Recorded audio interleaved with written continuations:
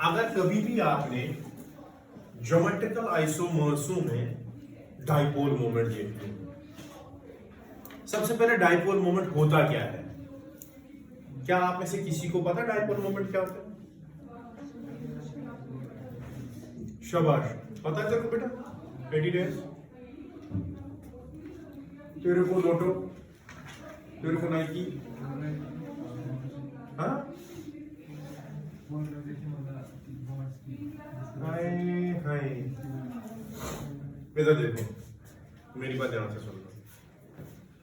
Suppose हमारे पास दो atoms है, एक एटम का नाम है ए, एक का नाम है बी, और इन दोनों के बीच में कोवलेंट बॉन्ड बना है, और ये दोनों अलग एटम्स हैं, सेम नहीं होने चाहिए, क्योंकि सेम अगर होंगे तो दोनों की इलेक्ट्रोनेगेटिविटी सेम होगी।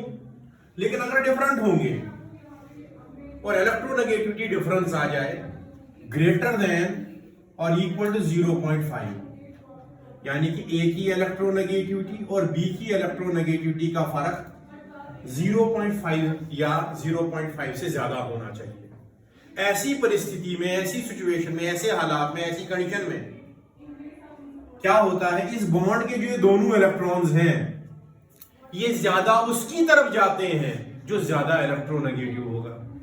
तो मान लीजिए B is more than chi, B is more than chi A, यानी कि electronegativity of B is more than A मानते हैं, जैसे HF है, HCl है, ठीक है। तो अगर ये ज्यादा हो गए तो ये इलेक्ट्रॉन्स दोनों ज्यादा किसकी तरफ होंगे? B की तरफ। जिसकी तरफ ज्यादा होंगे उसके ऊपर थोड़ा नेगेटिव चार्ज आता है और दूसरे के ऊपर थोड़ा पॉजिटिव चार्ज आता है। मेरी बात समझिए? यानी कि इलेक्ट्रोनेगेटिविटी की डिफरेंस की वजह से एक एटम अटेन करता है नेगेटिव चार्ज और एक एटम अटेन करता है पॉजिटिव चार्ज। इसलिए ये दो चार्जेस क्रिएट हुए, इनको कहते हैं dipoles, two poles, positive pole and partial positive and partial dipole. इसी की मूवमेंट ऑफ इलेक्ट्रॉन, इसको कहते हैं डाइपोल मूवमेंट। ठीक, केमिकल बॉन्डिंग एक चैप्टर है, उसमें आप पढ़ोगे कि डाइपोल मोमेंट जो होता है ये होता है चार्ज मल्टीप्लाइड बाय डिस्टेंस, और फिर आपने पढ़ा होगा इसका यूनिट 1 जो डिबाई होता है, एक डिबाई होता है 10⁻⁻18 ESU सेंटीमीटर। ये सब कुछ पढ़ा होगा आपने।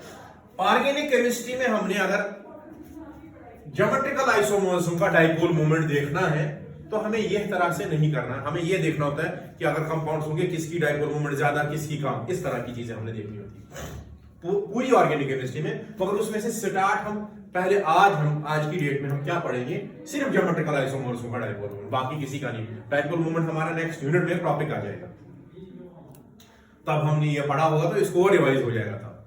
अब हम कैसे देखते हैं इसके अंदर डाइपोल मोमेंट, इसके लिए एक ही बात याद रखना कि जो डाइपोल मोमेंट होती है it is a vector quantity. It is a dipole moment is a vector quantity, ये वेक्टर क्वांटिटी होती है। इसलिए वेक्टर की डायरेक्शन से आप सब कुछ बता सकते हैं। देखो, अगर हमारे पास ये है कंपाउंड है और हमारे पास ये एक कंपाउंड है, इसका नाम रखते हैं पहला, इसका नाम रखते हैं दूसरा। ये सिस है और ये ट्रांस है। देखो, मैंने कहा dipole moment is a vector quantity. ये कार्बन sp2 हाइब्रिड है और ये sp3 है।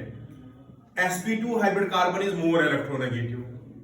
अगर आपको याद होगा, मैंने आपको पढ़ाया है, फिर से बताता हूं।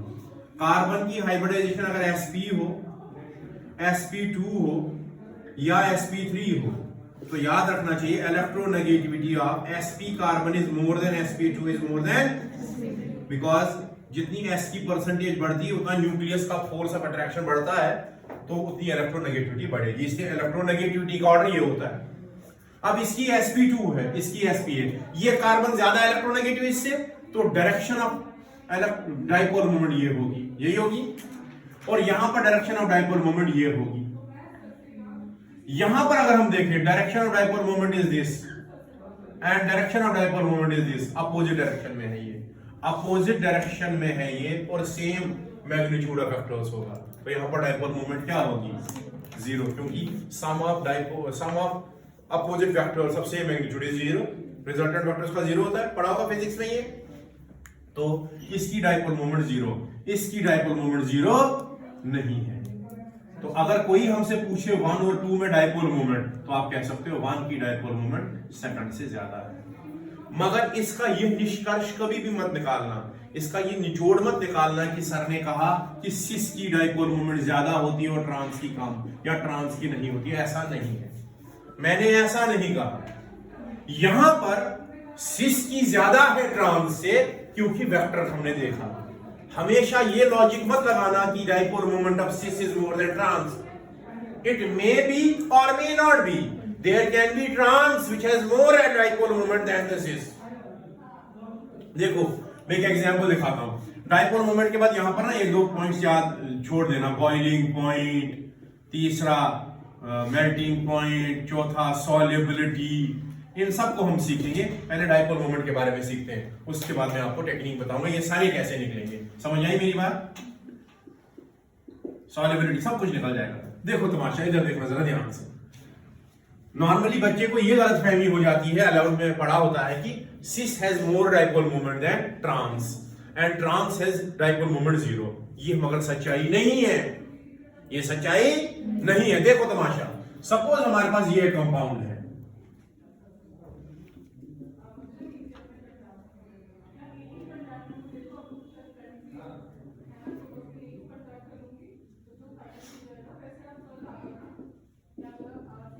देखो ये क्या है, दोनों एक एक साइड से, तो ये क्या है सिस, तो ये क्या है।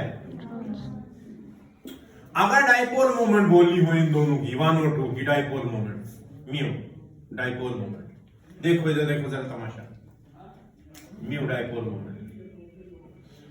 ये CH3 ग्रुप है, ये कार्बन ज्यादा इलेक्ट्रोनेगेटिव sp2 है और ये sp3, तो इस डाइपोल मोमेंट की डायरेक्शन ये रहेगी और इसकी डाइपोल मोमेंट की डायरेक्शन ये रहेगी। क्यों? क्योंकि chlorine is more electronegative than carbon.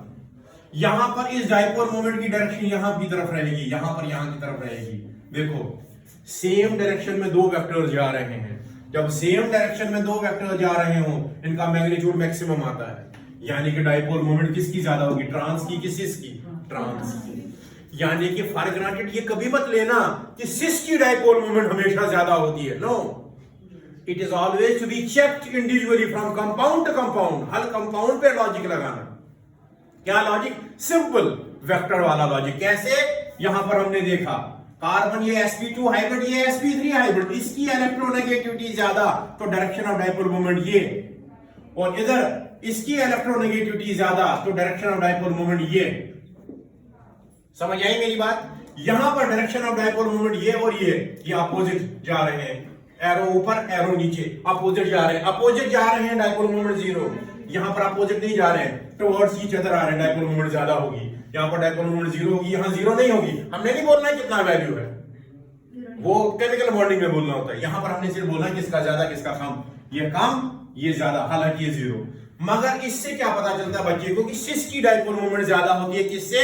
Trans से। मगर ऐसा जरूरी सिस की हमेशा ट्रांस से ज्यादा हो इसकी कोई गारंटी नहीं है, ये ऐसे देखना था। अब मैंने एक और एग्जांपल दी, ये सिस है, दोनों एक साइड से तो सिस है, दोनों एक अपोजिट साइड है तो ये ट्रांस है। लेकिन यहां पर अगर डाइपोल मोमेंट देखिए, यहां पर डाइपोल मोमेंट और यहां पर देखिए, ये CH3 की डायरेक्शन इधर, क्लोरीन की ऊपर की तरफ, यहां CH3 की नीचे, क्लोरीन की भी नीचे, यानी कि इस ट्रांस में डाइपोल मोमेंट ज्यादा होगी। यानी कि यहां पर अगर डाइपोल मोमेंट की बात की जाए सेकंड मोर देन फर्स्ट, यहां पर डाइपोल मोमेंट में फर्स्ट मोर देन सेकंड। क्या मेरी बात सबको समझ आई? यानी कि डाइपोल मोमेंट सिर्फ कंपाउंड का सिस या ट्रांस देखकर नहीं बोलना, डाइपोल मोमेंट को पर्टिकुलरली वेक्टर के फॉर्मूला से, वेक्टर के कांसेप्ट से ऐसे यूज करके। समझ आई मेरी बात? क्लियर हुआ?